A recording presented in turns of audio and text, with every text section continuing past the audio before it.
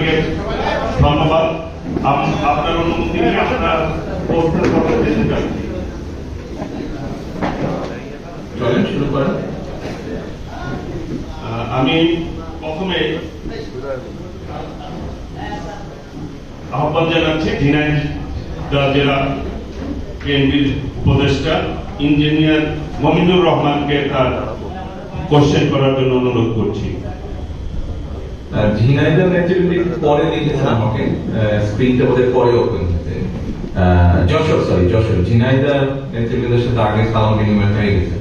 যশোরের নেতৃবৃন্দ আসসালামু আলাইকুম, বসুন দয়া করে আপনারা। নড়াইলের নেতৃবৃন্দ আসসালামু আলাইকুম, বসুন সবাই, বসুন। আসসালামু আলাইকুম স্যার। আসসালামু আলাইকুম। আমি ইঞ্জিনিয়ার মমিনুর রহমান বলছিলাম, ঝিনাইদহ জেলা বিএনপির উপদেষ্টা পরিষদের সদস্য। ঝিনাইদহ ভৌগোলিকভাবে ঝিনাইদহ জেলায় অসাধারণ একটি যোগাযোগ সম্ভাবনা আছে। আপনি জানেন যে ঝিনাইদহ জেলা বিএনপির শক্ত ঘাঁটি হিসাবে পরিচিত এবং এই কারণেই বিগত 10 বছর বা 1 যুগ পরিমাণ সময় ধরে ঝিনাইদহ থেকে যশোর মহাসড়কটি একটি মৃত্যুকূপে পরিণত হয়েছে। এখানে অনেক সিনিয়র সাংবাদিকরা আছেন, ওনারাও জানেন। এই অচল অবস্থা নিরসনে আপনি কোনো কিছু ভাবছেন কিনা বা ভবিষ্যতে কি আপনার ভাবনা এই মহাসড়কের মৃত্যুকূপ থেকে ঝিনাইদহবাসী বা যশোরবাসী বা আরো অন্যান্য জেলা সংযুক্ত, এটাই আমার প্রশ্ন স্যার। আচ্ছা ঠিক আছে, এটা প্রশ্ন। ধন্যবাদ ইঞ্জিনিয়ার স্যার, বসুন আপনি। বিসমিল্লাহির রহমানির রহিম। ঝিনাইদহ, নড়াইল এবং যশোর জেলায় আজকের এই কর্মশালায় উপস্থিত সকল সহকর্মীবৃন্দ আসসালামু আলাইকুম। আমাদের ইঞ্জিনিয়ার মোমিন সাহেব ঝিনাইদহ থেকে একটি প্রশ্ন করেছেন যে আপনাদের যে মহাসড়কটি আছে এটির বেশ ত্রাহি অবস্থা খুব সম্ভব। আমি দেখিনি, বহু বছর দেশে যাওয়ার সৌভাগ্য আমার হয়নি। তবে এর ভিতরে বিভিন্ন নেতা কর্মী সহ বিভিন্ন মানুষের সাথে যখন কথা হয়েছে, শুধু ঝিনাইদহ মহাসড়ক নয়, খুব সম্ভবত বাংলাদেশের বহু মহাসড়কগুলোরই বেশ ত্রাহি অবস্থা। 2-3 দিন আগে একজন মানুষের সাথে কথা বলছিলাম, উনি ঢাকা থেকে এসেছেন কয়েকদিন আগে। ঢাকা শহরে যে নিউজে যখন দেখি ঢাকা শহরের বিভিন্ন বিষয় নিয়ে আলোচনা করেছিলাম, তখন বললেন ঢাকা খোদ রাজধানীতেও বিভিন্ন সড়ক ভাঙাচোরা ত্রাহি অবস্থা। দেখুন, এটা শুধু ঝিনাইদহের বিষয় নয়, এটি সমগ্র বাংলাদেশের বিষয়, মানুষের চলাচলের বিষয়। আমাদের যে 31 দফা আমরা বিএনপি সহ সকল গণতান্ত্রিক রাজনৈতিক দলগুলো একত্রিত হয়ে যে 31 দফা আমরা উপস্থাপন করেছি, এখানে একটি কথা লেখা আছে রাষ্ট্র কাঠামো মেরামত। রাষ্ট্র কাঠামো মেরামত প্রথমে লেখা আছে, আপনারা পেয়েছেন প্রত্যেকে এই বইটি। কাজে রাষ্ট্র কাঠামো মেরামত বলতে তার ভিতরে ঝিনাইদহ সহ বাংলাদেশের যতগুলো মহাসড়ক আছে যেগুলো খুব জরুরি, সেগুলোকে নিশ্চয়ই আমরা প্রায়োরিটি বেসিসে সংস্কারের ব্যবস্থা অবশ্যই করা হবে। আমরা সেই সুযোগ পেলে নিশ্চয়ই করব। এই পর্যায়ে প্রশ্ন করার আহ্বান জানাচ্ছি আনোয়ারুল ইসলাম বাদশাহ, সহসভাপতি ঝিনাইদহ জেলা বিএনপি।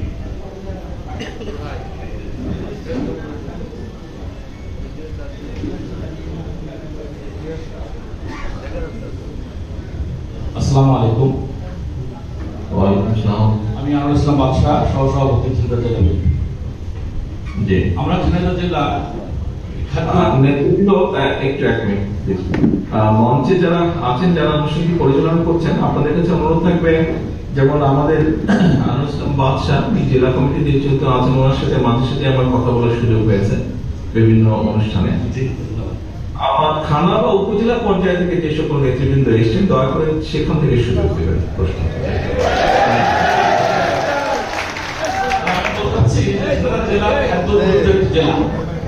আমাদের এখানে বিশেষ করে ধান, পান, আমাদের খাদ্য শস্য উদ্ভিদ জেলা। এখানে কোন সরকারই আমাদের এদিকে নজর দেন নাই। বিশেষ করে আমাদের কৃষকের জন্য কোল্ড স্টোরেজ দরকার। আমাদের জেলাতে সরকারি কোনো কোল্ড স্টোরেজ নাই। তো আপনার কোনো পরিকল্পনা আমাদের সরকারে আছে কিনা আগামীতে আমাদের এই কৃষককে বা আমাদের জেলাকে এই সরকারিভাবে কোল্ড স্টোরেজ সহ সুবিধা দেওয়া যায়? দেখুন, আপনি যে সমস্যাটার কথা বললেন, বসুন, আপনি যে সমস্যাটার কথা আপনি বললেন, এই সমস্যাটি শুধু ঝিনাইদহে না, বাংলাদেশের বিভিন্ন জায়গায় বিভিন্ন রকমের ফসল হয়। বিশেষ করে শীতকালে অনেক ফসল, অনেক শাকসবজি যেগুলো হয়, যেগুলো আরো কিছুদিন মানুষ খেতে পারত, কিন্তু কোল্ড স্টোরেজ জাতীয় এরকম কিছু না থাকার কারণে অনেক সময় আমরা দেখেছি, যেমন এখন বোধহয় ফুলকপি বা বাঁধাকপির দাম খুব পড়ে গিয়েছে, এবং বিভিন্ন জায়গায় কৃষকরা দামটা না পাওয়ার কারণে গরু ছাগলকে দিয়ে দিচ্ছে, গোখাদ্য হিসেবে এটি ব্যবহার হচ্ছে। কয়েকদিন আগেও বোধহয় বেশ দাম ছিল। এরকম আমরা দেখেছি অন্যান্য প্রোডাক্টের ক্ষেত্রে এরকম ব্যবস্থা হয়ে থাকে। যেটি আমাদের চিন্তা আছে, আমাদের পরিকল্পনা বা চিন্তার মধ্যে আছে, যে এই এরিয়াগুলোকে লোকেট করা এবং সমবায়ের ভিত্তিতে চেষ্টা করা, যে ছোট ছোট, এখন আমি জানি না আপনার ধারণা আছে কিনা, ছোট ছোট কোল্ড স্টোরেজ পাওয়া যায়, কিন্তু যেগুলা মোবাইল কোল্ড স্টোরেজ আপনি বলতে পারেন, বড় কন্টেনার বা বড় ট্রাকে করে যেটাতে উঠিয়ে নিয়ে চলে যাওয়া যায়, এবং বিদ্যুৎ লাগে না, অনেকগুলো আছে মোটামুটি ভাবে সোলার দিয়ে চালানো সম্ভব হয়। তো কোঅপারেটিভের মাধ্যমে হয়তো আমরা এইরকম একটি চিন্তা আছে, যে কোঅপারেটিভের মাধ্যমে আমরা হয়তো এরকম বিভিন্ন জায়গায় যেখানে এই ধরনের ফসল হয়, যে কৃষকরা অন্তত আরো 2-3 সপ্তাহ যাতে এটি কোল্ড স্টোরেজে রেখে, যেই সময় এটার উৎপাদন হবে না জমিতে, সে তারপর থেকে 2-3 সপ্তাহ অন্তত সেটাকে প্রিজার্ভ করে রাখা যায়, যাতে কৃষক এবং ক্রেতা উভয় যাতে এটার একটা সুবিধা পেতে পারে। এই পরিকল্পনা আমাদের আছে। যশোর জেলা নরায়ণ ধন্যবাদ মাননীয় চেয়ারম্যান। এখন আমাদের প্রশ্ন করবেন সুকানুজ্জামান সেলিম, প্রভাকর আবির সুকানুজ্জামান সেলিম, মাইক নিয়ে যাবেন। সুকানুজ্জামান সেলিম জেলায় আসতে হবে অনেক সময়।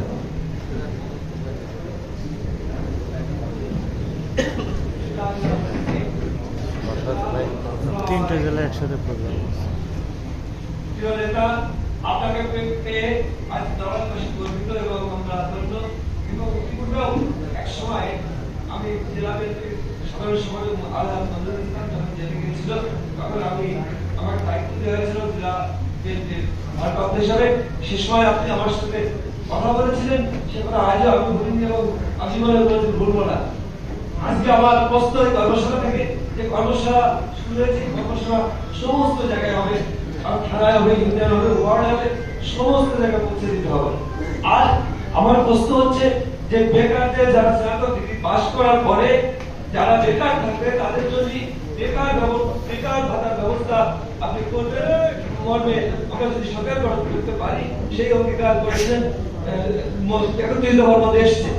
আমার প্রশ্ন যে সার্বজনীন ভাবে যারা বয়স্ক লোক, তাদেরকে সার্বজনীন ভাবে বয়স্ক ভাতার একটা পেনশন মতো দেওয়া যাবে কিনা, সেই আওতায় আনবেন কিনা, এটা আমার প্রশ্ন। ধন্যবাদ আপনাকে ধন্যবাদ। তাহলে এই বিষয়টা বোধহয় আছে, এবং বয়স্ক ভাতাটা এটা অলরেডি চালু আছে, আমাদেরকে হয়তো এটার পরিসরটা বাড়াতে হবে। দেশেই ব্যবস্থাটি কম বেশি আছে, এটার পরিধিকে আমাদেরকে হয়তো বাড়াতে হবে। অবশ্যই দেশের সামগ্রিক বাজেটের উপরে নির্ভর করবে বিষয়টি। মানুষের জন্যই তো দেশ, এবং আমাদের লক্ষ্য বা উদ্দেশ্য মানুষের পাশে দাঁড়ানো। কাজে আমরা অনেক অপ্রয়োজনীয় খরচ যদি বন্ধ করতে পারি, দুর্নীতির লাগাম যদি আমরা টেনে ধরতে পারি, যে ধরনের দুর্নীতি হয়েছিল গত আমলে, তাহলে অবশ্যই এরকম অনেকগুলো কাজ হাতে নেওয়া সম্ভব হবে। ধন্যবাদ মাননীয় চেয়ারম্যান। এখন প্রশ্ন করবে ফয়জুজ্জামান নীলু, সাধারণ সম্পাদক, কালিয়া উপজেলা বিএনপি। বসে মাইক দিয়ে ধরুন। আসসালামু আলাইকুম প্রিয় নেতা। রাষ্ট্র মেরামত সংস্কার শীর্ষ কাজদের এই কর্মশালায় সম্মানিত সভাপতি উপস্থিত, অন্যান্য নেতৃবৃন্দ উপস্থিত, প্রশ্ন করবেন প্লিজ। প্রিয় নেতা, আমার এই রাষ্ট্রীয় যে মেরামতের যে অভাবগুলো আমি দেখেছি, এখানে একটা বিষয় আমি সুস্পষ্টভাবে উল্লেখ করা যায় কিনা, জুলাই আগস্টে ছাত্র জনতার যে মূল চেতনা, সেখানে মেধার ভিত্তিতে নিয়োগ এবং চাকরিতে বয়সের সীমা এটা বৃদ্ধি করো। এখানে যদিও বিভাগ কথা অনেক জায়গায় আছে, কিন্তু আমি মূল চেতনা যেহেতু ওই জুলাই আগস্টে এবং এটা এখন আমাদের এই আন্দোলনটা দেশে সবাই স্মরণ করছে, সে কারণে সুস্পষ্টভাবে আমাদের এই রাষ্ট্রীয় মেরামতে এখানে এই বিষয়টা অন্তর্ভুক্ত করা যায় কিনা বিভিন্ন জায়গায় আপনার কাছে আমার প্রশ্ন। হ্যাঁ, আপনি বোধহয় খুব সম্ভব যে কোনো কারণে লক্ষ্য করেননি, এই যে কোটা নিয়ে যে বিষয়টি শুরু হলো, আমরা কিন্তু আমি নিজে 2014 সালে কিন্তু একটি অনুষ্ঠানে যুক্তরাজ্যে, তখন ইউকেতে একটি অনুষ্ঠানে, দলের একটি অনুষ্ঠানে আমি বলেছিলাম যে আমি মনে করি যে কোটা শতকরা 5% বেশি হওয়া প্রয়োজন। 2014 সালে ভর্তি করেছিলাম এবং সর্বোচ্চই মেধাকেই প্রাধান্য দেওয়া উচিত। কত এই স্বৈরাচারী সরকারের আমলে আমরা কি দেখেছি, শুধুমাত্র নিজের লোক হিসাবে বিভিন্ন জায়গায় যাদেরকে দায়িত্ব দেওয়া হয়েছিল, আমরা দেখেছি মেধাকে প্রাধান্য দেওয়া নেই। তার ফলে যেটা হচ্ছে, সব প্রতিষ্ঠান, রাষ্ট্রের সকল প্রতিষ্ঠান নষ্ট হয়ে গিয়েছে। কাজেই প্রিয় সহকর্মী, আমাদেরকে যদি প্রকৃতভাবে দেশকে মেরামত করতে হয়, রাষ্ট্র কাঠামোকে মেরামত করতে হয়, সামনে এগিয়ে নিয়ে যেতে হয়, মেধার কোনো বিকল্প নেই, এটাই দিতেই হবে। আপনার এবং আমার, আমাদের সকলের সার্ভাইভেলের জন্য, অস্তিত্ব রক্ষার জন্যই যারা মেধাবী তাদেরকে প্রাধান্য দিতে হবে। এর সাথে কম্প্রোমাইজ করলে আমরা নিজেরা ক্ষতিগ্রস্ত হব। ধন্যবাদ মাননীয় চেয়ারম্যান। যশোর, এ পর্যায়ে আমি প্রশ্ন করার জন্য অনুরোধ জানাচ্ছি ডাক্তার মোহাম্মদ ফারুক এহতেসাম পলাশ। ঠিক, এক মাইক। উনি যশোরের আমাদের নেতা, মেডিকেল অ্যাসোসিয়েশন। আসসালামু আলাইকুম। বিভাজন আমরা মুখের সেখানে আমরা গর্ববোধ করছি আপনার উপস্থিতিতে আমাদের কিছু প্রস্তাবনা পেশ করার জন্য। আপনাকে ধন্যবাদ এই ধরনের সুন্দর আয়োজনের জন্য। আমার প্রস্তাবনা, আমাদের যে অর্থনৈতিক সংস্কার সামনের দিকে আমাদেরকে ফেস করতে হবে, সেখানে আমাদের একটি অবহেলিত খাত আছে, পর্যটন খাত। আমরা এখানে যে কর্মশালা আয়োজন হয়েছে, এখানে আমরা পর্যটন খাত সম্পর্কে ওইভাবে আমরা আলোকপাত দেখিনি। আমাদের যেটা প্রস্তাব, আমি চিকিৎসক, একই সাথে আমাদের যেটা আমরা এমন করতে কিনা যে আমাদের মেডিকেল সিটি যদি আমরা একটা গঠন করতে পারি, যেখানে ইন্টারন্যাশনাল স্ট্যান্ডার্ডের হসপিটাল এবং বাইরে থেকে যারা বিভিন্ন ব্র্যান্ডের হসপিটাল আছে, তারা যদি একটি মেডিকেল সিটি ফর্ম করতে পারে এবং আমাদের পর্যটন খাতের অবহেলিত যে সেক্টর, এগুলোকে যদি আমরা সংস্কার করে এমন ভাবে গঠন করতে পারি যেখানে বাইরে থেকে পর্যটকরা আসবে, একই সাথে তারা হেলথ সেক্টরের সার্ভিস নিবে এবং চেইন পার্ট হিসেবে তারা বিভিন্ন এরিয়াগুলো আমাদের ভিজিট করবে। তাদের সুবিধা হতে পারে, এক, বাইরে থেকে যারা আমাদের পর্যটক আসলো, আমাদের স্বাস্থ্যসেবা এবং পর্যটন খাতে বৈদেশিক আসবে। একইভাবে আমাদের দেশে যে লোকগুলো বিদেশে যেত, যদি দেশে আমাদের দ্বারা সেবা পাই, আমাদের বৈদেশিক মুদ্রাগুলা বাইরের দেশে চলে যাবেন, আমাদের দেশ থেকে যেতে পারে। প্রস্তাব করেন। এই ব্যাপারে আমাদের দলীয় নেতৃবৃন্দের কোন আমাদের এই ধরনের প্রস্তাবনা আমলে নেওয়ার সুযোগ আছে কিনা একটু দেখবেন। ধন্যবাদ। ধন্যবাদ। আপনি তো নিজে একজন চিকিৎসক, কোথায় মাইকটা রাখছেন? চিকিৎসক। আচ্ছা, আপনার এই যে আজকে যে আপনি চিকিৎসক, আপনি মাইকটা খাতে রাখেন। আপনি যে চিকিৎসক হয়েছেন, আপনি আজকে চিকিৎসক হিসেবে যে জায়গায় এসে দাঁড়িয়েছেন, আপনি যখন প্রথম মেডিকেল ক্লাস শুরু করলেন, এই জায়গায় আসতে আপনার কত বছর সময় লেগেছে? 16 বছর। 16 বছর সময় আপনার লেগেছে। একজন মানুষ আপনাকে নিজেকে প্রস্তুত করতে 16 বছর সময় লেগেছে। আপনি যদি 20 কোটি মানুষের স্বাস্থ্য ব্যবস্থাকে সুন্দর করে গড়ে তুলতে চান, তাহলে 15 বছর তো সময় দিতে হবে। আপনি যেটা প্রস্তাব রেখেছেন, অবশ্যই সেটা সম্ভব। দুর্ভাগ্যজনক ভাবে আপনি যদি বিগত স্বৈরাচারের সময়ের ব্যবস্থাটা দেখেন, পলাতক যে স্বৈরাচার, দুর্ভাগ্যজনক ভাবে বলতে হয় যে আমার কাছে মনে হয়েছে বাংলাদেশের স্বাস্থ্য ব্যবস্থাকে ইচ্ছা করে তারা ধ্বংস করেছে, সো দ্যাট পার্শ্ববর্তী কোন একটি দেশকে যাতে তারা সেই সুযোগটা দিতে পারে। দুদিন আগেও নিউজে আমি দেখলাম যে পার্শ্ববর্তী যে দেশটি, তাদের একদম ইমিডিয়েট যে সিটিটি আমাদের পাশে যে ইমিডিয়েট তাদের সিটিটি, সেখানে অনেক হাসপাতাল বা ক্লিনিক বন্ধ হয়ে গেছে, সেখানকার ডাক্তার বেকার হয়ে গেছে। কেন? বাংলাদেশের রোগীরা যাচ্ছে না। তো আপনার দেখুন, এই যে এই বিশাল সংখ্যক বাংলাদেশি মানুষ যাদেরকে চিকিৎসা দেওয়া হতো না, বঞ্চিত, অর্থাৎ অর্থনৈতিকভাবে যারা সামান্য টেকঅপ করতে করতে তারা চলে যেতেন, ওখানে এসে হবে মানুষ চিকিৎসা নিতে হবে, মানুষ ওখানে চলে যেতেন, তারা চিকিৎসা নিতেন। বাংলাদেশের স্বাস্থ্য ব্যবস্থাকে ইচ্ছা করে ধ্বংস করা হয়েছে। শুধু আপনি যেটা বললেন সঠিকই বলেছেন, শুধু যে চিকিৎসা ব্যবস্থা ধ্বংস করা হচ্ছে তা না, এই যে মানুষের চিকিৎসা নিতে যাচ্ছে কি হিউজ পরিমাণ আমাদের প্রবাসীরা এবং আমাদের এক্সপোর্ট যারা করেন তারা যে কষ্ট করে পড়াশোনা করছে, এর মধ্যে বিরাট একটা অংশ ওখানে চলে যেতে পারে, যা আমরা দেশের কাজে পান। কাজেই আমাদের রাষ্ট্রীয় কাঠামো মেরামতের মধ্যে অবশ্যই অবশ্যই একটি অত্যন্ত গুরুত্বপূর্ণ খাত হচ্ছে স্বাস্থ্যতা। আমরা যদি দেশের মানুষকে সুস্থ রাখতে না পারি, আমরা অবশ্যই একটি শক্তিশালী সকলকে জাতি আমরা গঠন করতে সক্ষম হব না। কাজে অবশ্যই অত্যন্ত স্বাস্থ্যতাকে অবশ্যই একটি গুরুত্বপূর্ণ খাত। আর আপনি পর্যটনের খাতের কথা বলেছেন, স্বাভাবিক মানুষের ইনকাম বৃদ্ধি করার জন্য, ব্যবসার অবস্থা তৈরি করার জন্য অবশ্যই সেটি আরেকটি গুরুত্বপূর্ণ খাত, সেটিও পর্যায়ক্রমিকভাবে অবশ্যই প্রায়োরিটির মধ্যে চলে আসবে। ধন্যবাদ। ধন্যবাদ। এই পর্যায়ে আমি প্রশ্ন করার জন্য অনুরোধ জানাচ্ছি সাবিরা নাজমুল মুন্নি, সভাপতি জিকরগাছা উপজেলা বিএনপি। আসসালামু আলাইকুম। মাননীয় ভারপ্রাপ্ত চেয়ারম্যান মহোদয়,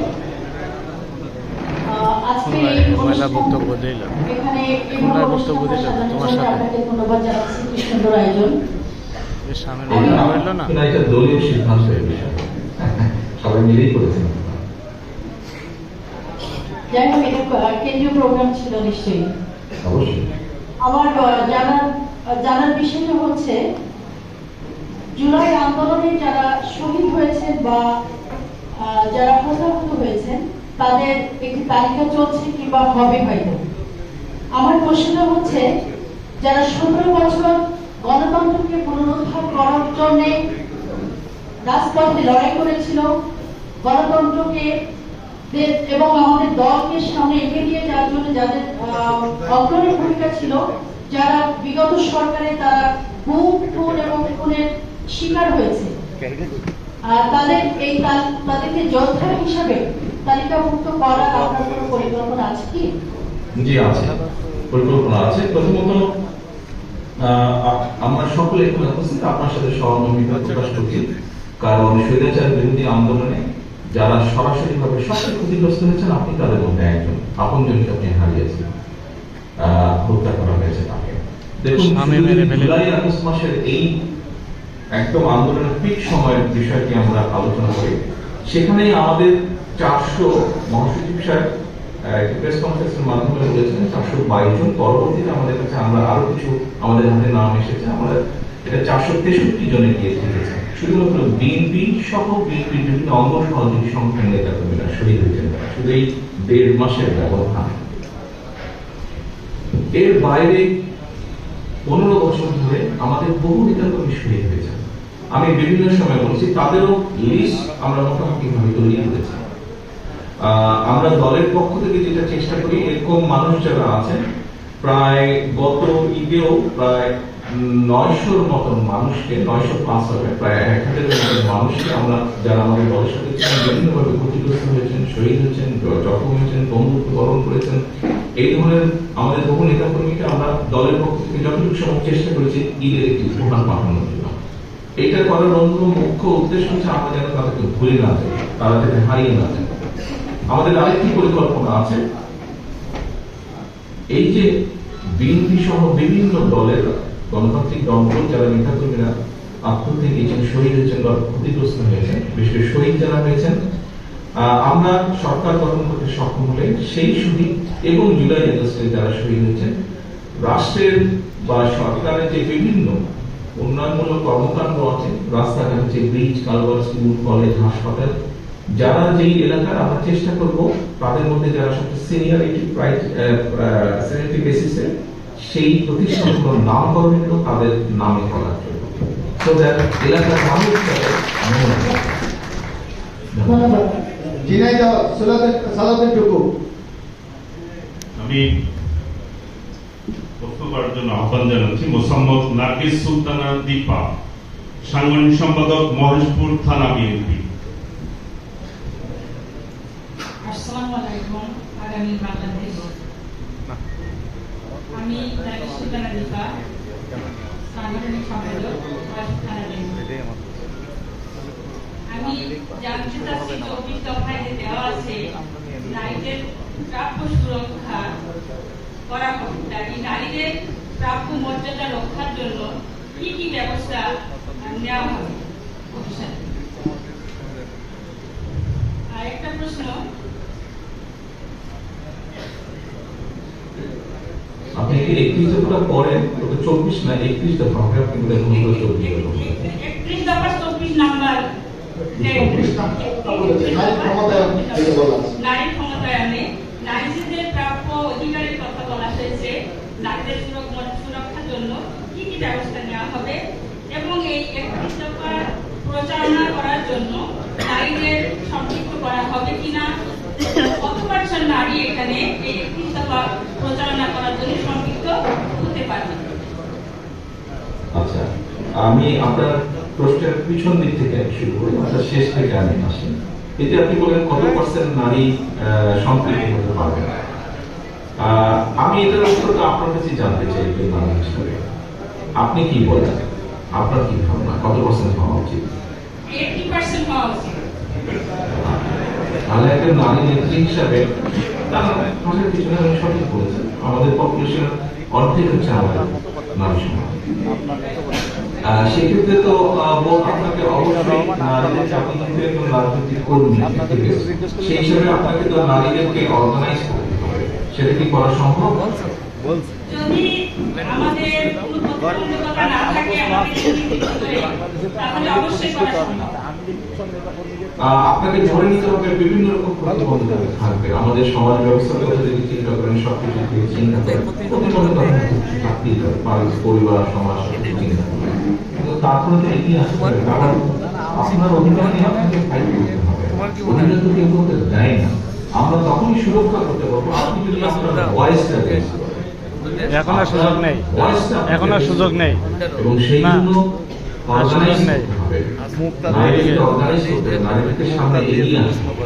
আমরা দলের পক্ষ থেকে আমাদের কমিটমেন্ট হচ্ছে যে নারীদের অধিকার সুরক্ষার জন্য যেটা যেটা করা সম্ভব, দেশের আইন যেটা যেটা করতে আমাদেরকে অ্যালাউ করবে, সামাজিক এবং পারিবারিক সিচুয়েশন যা যা অ্যালাউ করবে, আমরা তার উপরে ভিত্তি করে অবশ্যই নারীদের সুরক্ষার বিষয়টি দূরতর করার চেষ্টা করবো। কিন্তু এক্ষেত্রে নারীদেরকে এগিয়ে আসতে হবে। আপনি নিশ্চয়ই লিখেছেন, আপনার নিশ্চয়ই জানা আছে, লাস্ট টাইম যখন আপনার গতবার খালেদা জিয়া যখন দেশ পরিচালনা করেছেন, তখন কি হয়েছিল আমরা দেখেছি, নারীদের ক্ষেত্রে উনি শিক্ষা ব্যবস্থাটা নারীদের জন্য ফ্রি করেছেন। প্রথমবার ছিল বিষয়টি ক্লাস 10 পর্যন্ত, পরের বার উনি করেছেন 12 পর্যন্ত করেছেন। অর্থাৎ আপনাকে যখন আপনার অধিকারকে প্রতিষ্ঠিত করতে হবে, প্রথম বিষয় হচ্ছে আমাদেরকে অবশ্যই এডুকেটেড হতে হবে, এবং সেটাই হচ্ছে প্রথম লক্ষ্য। প্রথম লক্ষ্যটা মোটামুটি ভাবে আমরা অ্যাচিভ করেছি। এখন আমাদেরকে যেটি করতে হবে, আমরা সচেতন শিক্ষা দেওয়ার মাধ্যমে আমরা চেষ্টা করছি সচেতন করার জন্য, এবং এখন আপনাদেরকে এগিয়ে আসতে হবে। আপনারা যত দৃঢ়ভাবে এগিয়ে আসতে পারবেন, আমরা তত সুন্দরভাবে কাজটি সম্পন্ন করতে সক্ষম, এবং এটি একটি চলমান প্রক্রিয়া।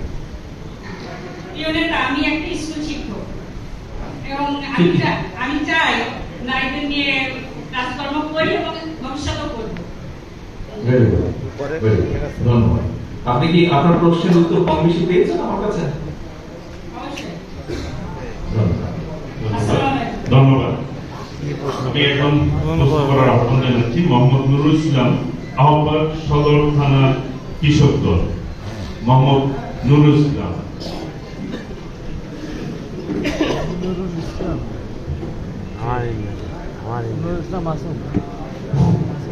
আসসালামু আলাইকুম। আমার প্রশ্ন হচ্ছে, প্রত্যেকটা কর্পোরেট কোম্পানি তাদের প্রোডাক্ট তৈরি করে মূল্য নির্ধারণ করতে হবে, আর কৃষকের যে পণ্য উৎপাদন করে সেই পণ্যের মূল্য কৃষক কখনো নির্ধারণ করতে পারে না। আমার প্রশ্ন আসলে কবে পারবে, কৃষক কখন পাবে এই তার নিজের পণ্য উৎপাদন করে তার নিজের পণ্যের মূল্য নির্ধারণ করতে? খুব ভালো প্রশ্ন। আপনার প্রশ্নটা অত্যন্ত গুরুত্বপূর্ণ একটা প্রশ্ন। কবে পারবে এটা একটু সঠিক জবাব আমি দিতে পারবো না, তবে যেটা আমরা রাষ্ট্রের পক্ষ থেকে বা সরকার থেকে যেটা আমরা আমাদের লক্ষ্য আছে, উদ্দেশ্য আছে, কৃষি বিষয়টি এমন একটি বিষয় যেটার সাথে প্রত্যক্ষ বা পরোক্ষভাবে কম বেশি সব মানুষ জড়িত। যারা সরাসরি জড়িত তারা সরাসরি জড়িত। এখানে আমরা যারা কৃষি কাজ করি না হয়তো সরাসরি, আমরাও জড়িত। কৃষি প্রোডাক্ট আমাকে ব্যবহার করতে হচ্ছে। এখন প্রশ্ন হচ্ছে যে কোম্পানিগুলো তারা তাদের হিসাব নিকাশ অনুযায়ী তাদের এক্সপেন্ডিচার, তাদের প্রফিট, তাদের স্ট্যাবলিশমেন্ট কস্ট সবকিছু হিসাব করে তারা একটা প্রোডাক্টের মূল্য নির্ধারণ করে। ঠিক একইভাবে আপনার কৃষকও একটি পর্যায়ে, কৃষক একদম যে করে না তা না, একদম যে পারে না তা না, কারণ তার সবকিছু সে কতটুকু ইনভেস্ট করেছে, কি কি খরচ হয়েছে তার এগুলো হিসাব করে সে একটি দাম নির্ধারণ করে। বিভিন্ন কারণে হয়তো সেই দামটা সবসময় সে ধরে রাখতে পারে। এখানে যেটা করা যেতে পারে সেটা হচ্ছে আপনার কৃষককে সচেতন করার মাধ্যমে এবং একই সাথে যারা কোম্পানিগুলো আছে, বড় কোম্পানিগুলো আছে অথবা যারা এই কৃষি দ্রব্যগুলো কিনে নিয়ে আবার বাজারজাত করছেন, তাদের সকলের সাথে পরামর্শের ভিত্তিতে যে মিনিমাম ন্যায্য মূল্য দেওয়া কৃষিকে, এটা কাউন্সিলিং এর মাধ্যমে করার একটি উপায় আছে, পসিবিলিটি এভাবে করা সম্ভব। আমরা যদি সরকারের থেকে যদি সেরকম একটা ব্যবস্থা করে তোলা সম্ভব হয় যে এই সিজনে বাঁধাকপি বা টমেটো এভারেজ উৎপাদন খরচ এটা, কৃষকের মিনিমাম এটা লাভ করতে হবে, লাভ রেখে যারা এই কৃষকের কাছ থেকে সরাসরি ক্রয় করবে তাদেরকে মিনিমাম এই মূল্য দিতে হবে। এটা যদি একটা কন্টিনিউয়াস মনিটরিং উপরে রাখা যায়